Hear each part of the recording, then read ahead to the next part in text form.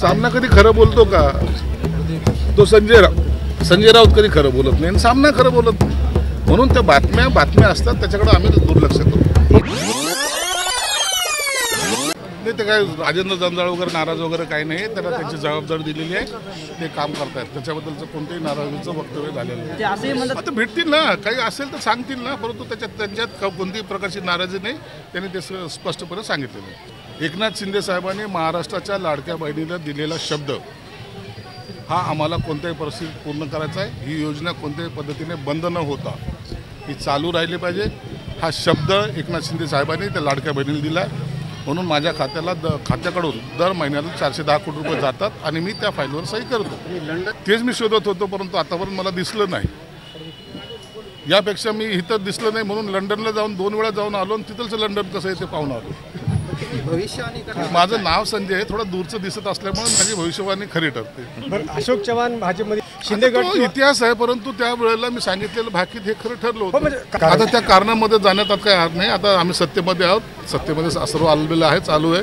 म्हणून आता त्याच्यावर त्या जुन्या गोष्टीवर भाष्य करणं उचित नाही. मी शंकरराव टीका नाही केली. मी हे सांगितलं की तसा प्रकारचा विकास या ठिकाणी झालेला दिसत नाही. आणि या ठिकाणी जेव्हा आमचा उमेदवार उभा, आम्ही युती करण्यासाठी वारंवार त्यांच्याकडे गेलो होतो. अक्षरशः 2ही सीट आम्हाला देण्यात आल्या येत नव्हत्या. त्यामुळं हा उमेदवार आम्ही उभा करून एक मजबूतीने इथं लढत देण्याचा प्रयत्न केला.